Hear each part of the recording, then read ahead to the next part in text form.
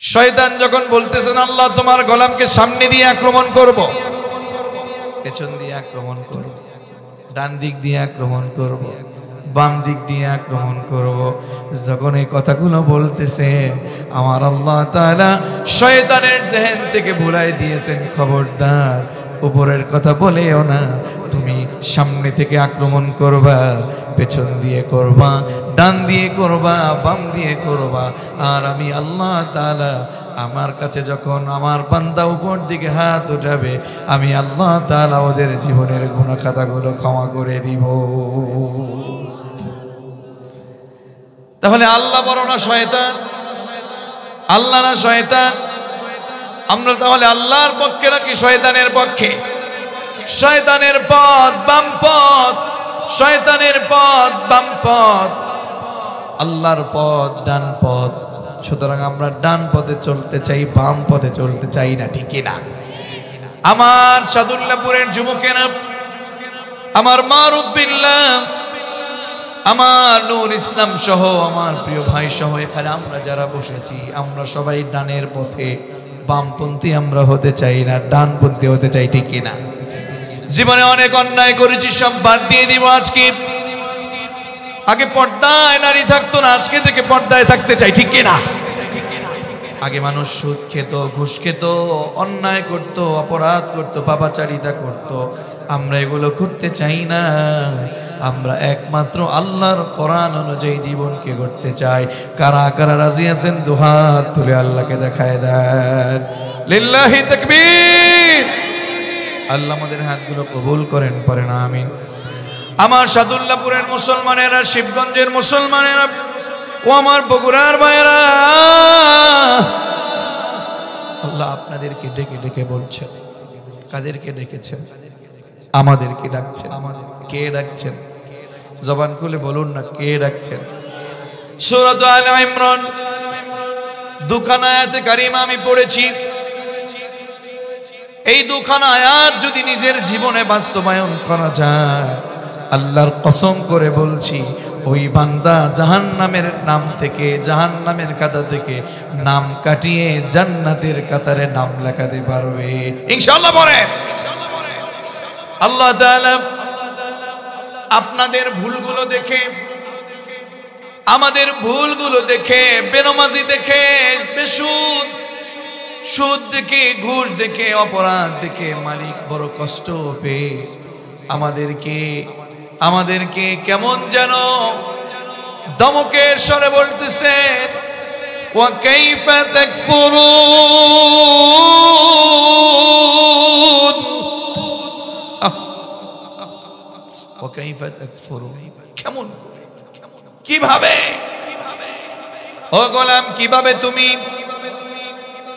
তুমি কুফরি করো, কিভাবে তুমি বেনামাজি হও, কিভাবে তুমি সুদ খাও, কিভাবে তুমি মূর্তি পূজা করো, কিভাবে তুমি শিরক করো, অথচ তোমার সামনেই কোরআনের তেলাওয়াত হচ্ছে।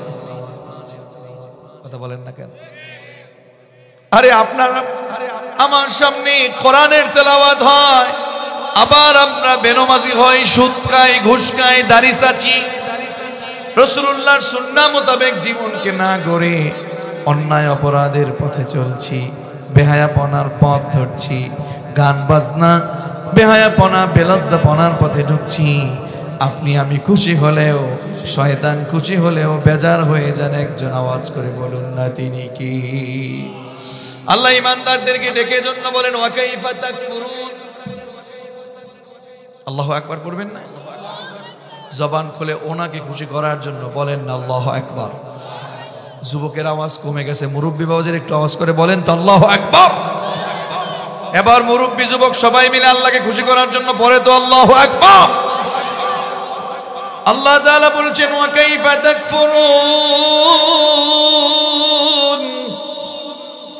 ও বটতলার পূর্বপাড়ার যুবকেরা শোনো, প্রতিদিন এই তাফসীর মাহফিল হবে না। অনেক কষ্ট করেছো, আমি দেখেছি। সত্যিকার অর্থে আজকে আমি অনেক খুশি হয়েছি। অনার্সে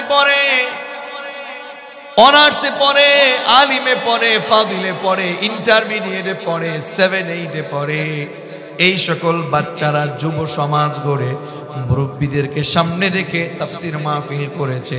আল্লাহর কসম করে বলছি, ওরা যদি এই অবস্থানটাকে ধরে রাখতে পারে, এই সমাজটা গান মুক্ত সমাজ, নামাজি সমাজ, সুদ মুক্ত সমাজ হিসাবে গড়ে উঠবে। যুবকেরা চাও কি চাও না? তাকবীর পড়ো তো আল্লাহর জন্য, লিল্লাহি তাকবীর। যুবক, আমি তোমাদেরকে বলছি, তোমরা যে যৌবন কাটাচ্ছ, শোনো যুবকেরা, তোমরা যদি এই যুবক বয়সে আমল করতে পারো, আল্লাহকে খুশি করতে পারো, আমার রাসূল বলেছেন তোমাকে আল্লাহ তাআলা ভালোবেসে কঠিন ময়দানে হাসরের মাঠে যখন কোনো ছায়া থাকবে না, আল্লাহর আরশের নিচে টেনে নিয়ে তোমাকে ছায়া দান করবে। সুবহানাল্লাহ পড়ে। আল্লাহ রাসূল বলেছেন সাবআতু ইযিল্লুহুমুল্লাহু ফি যিল্লিহি ইয়াওমা লা যিল্লা ইল্লা যিল্লুহু, যেদিন কোনো ছায়া থাকবে না, অর্ধ হাত উপরে সূর্য থাকবে, মাথার মগজগুলি গলে গলে টকবক করে জমিনে পড়বে। আল্লাহু আকবার। জমিনটা তখন মাটির জমি থাকবে না, পায়ের নিচে তামার জমিন থাকবে, তামা। আল্লাহু আকবার। যুবক, কি করে তুমি গান শোনো? কি করে তুমি গান শোনো? তোমার চোখে তোমার কানে তো সীসা, জাহান্নামের আগুন ঢোকাবে। ও যুবক, মাটিটা তামার থাকবে, জমিনটা তামার থাকবে, তুমি দাঁড়াবা, অর্ধ হাত উপরে সূর্য থাকবে, মাথার মগজগুলি সূর্যের তাপে টকবক করে উঠবে, মাটি পুড়ে তামা হয়ে যাবে, জিহ্বাটা নাভি পর্যন্ত ঝরে পড়বে। আহারে যুবক, যখন ঘেমে যাবে, সেই ঘামের নদীর ভিতরে সাঁতরানো শুরু করে দিবে। সেদিন আল্লাহর আরশের ছায়া ছাড়া আর কোন ছায়া থাকবে? বলো, আর কোন ছায়া থাকবে? আমার রাসূল বলেছেন, ওই দিন আমার আল্লাহ তাআলা 7 শ্রেণীর মানুষকে ছায়া দিবে আরশের নিচে। তার 1 নাম্বার হলো ওই নেতা, ওই চেয়ারম্যান, ওই মেম্বার, ওই ইমাম, ওই সালিশদার, যেই নেতারা, যেই ইমামেরা, যেই বিচারকেরা কোরআন দিয়ে বিচার করেছে, সমাজের ভিতরে ইনসাফ প্রতিষ্ঠা করেছে। সুবহানাল্লাহ। তাহলে বিচার করলে কোরআন দরকার আছে না নাই? আজকের সমাজটা যদি কোরআন দিয়ে চলতো, তাহলে সমাজে আর কোনো সুদ থাকতো না, ঘুষ থাকতো না, ঠিক কিনা? রাসূল বলেছেন 2 নম্বরে ওই যুবককে আল্লাহ তাআলা তার আরশের নিচে ছায়া দিবে। ওয়াশাবুন নাশাআ ফি ইবাদাতি রাব্বি, যেই যুবক তার যৌবন বয়সটাকে আল্লাহর ইবাদতে কাটিয়েছে। আল্লাহু আকবার। তারে যুবক না, গোলামি করব কার? জবান খুলে বলো, গোলামি করব কার? আজান দিলে নামাজ পড়ব কার জন্য? আমাদের নামাজ, আমাদের জীবন, এটা কার জন্য? আল্লাহ তাআলা তার হাবিবকে শিখাই দিলেন, ও হাবিব, আপনি বলেন, ইন্না সলাতি ওয়া নুসুকি ওয়া মাহইয়ায়া ওয়া মামাতি লিল্লাহি রাব্বিল আলামিন। রাসূল, আপনি বলে দেন, নিশ্চয় আমার নামাজ, আমার কুরবানি, আমার দান, আমার সাদাকা, আমার জীবন, আমার মরণ, এটা শয়তানের জন্য না, কোন নেতার জন্য না। আমার জীবন, আমার মরণ, আমার নামাজ, আমার কুরবানি বিশ্বজগতের প্রতিপালক আল্লাহর জন্য, ঠিক না? আল্লাহর জন্য আমাদের জীবনটা উৎসর্গ করে দিতে হবে। আল্লাহর জন্য আমাদের সকলকে কাজ করে যেতে হবে। ও যুবকেরা, এই জন্য আল্লাহ তাআলা ডেকে বললেন, ওয়া কাইফা তাকফুরুন, কেমন করে তোমরা গুনাহ করো, কেমন করে তোমরা কুফরি করো, কেমন করে তোমরা কুফরি করো, কেমন করে আমার গোলামি করতে চাও না। অথচ ওয়া আনতুম তুতলা আলাইকুম, আল্লাহু আকবার, অথচ তোমাদের সামনে কোরআন পড়ছে কার? আয়াত তেলাওয়াত করছে কার? ওয়া আনতুম তুতলা আলাইকুম আয়াতুল্লাহ। এরপরেও দেখবেন কোরআনের আয়াত তেলাওয়াত হচ্ছে, কিন্তু এরপরেও একদল লোক নামাজ পড়তে চায় না, এরপরে একদল লোক সুদ ছাড়তে চায় না, গুনাহ ছাড়তে চায় না। ও মা, ও বোন, আপনাকে বলছি, ও মা, আপনি তো অন্যায় করতে পারেন না। যেই মালিক আপনাকে পর্দায় থাকতে বলেছেন, ওই মালিককে বেজার করে আপনি তো অর্ধনগ্ন হয়ে রাস্তায় হাঁটতে পারেন না। কথা বলেন না কেন? ও নারী, ও বোন, আপনি তো বিধর্মীদের কালচার গুলো আপনি নিজের ভিতরে আপনি আনতে পারেন না, কারণ আপনাকে আল্লাহ সুন্দর করে সৃষ্টি করেছেন গোলামি করবার জন্য। আমাদেরকে সৃষ্টি করেছেন কে? আরো জনে সৃষ্টি করেছেন কে? কোরআন শুনবার পরে, আল্লাহর কথা শুনবার পরে বলেন তো, আমাদের সমাজে এমন একজন নারী কি আছে যারা জানে না যে পর্দায় থাকলে গুনাহ হয়? এমন কেউ আছে জানে না?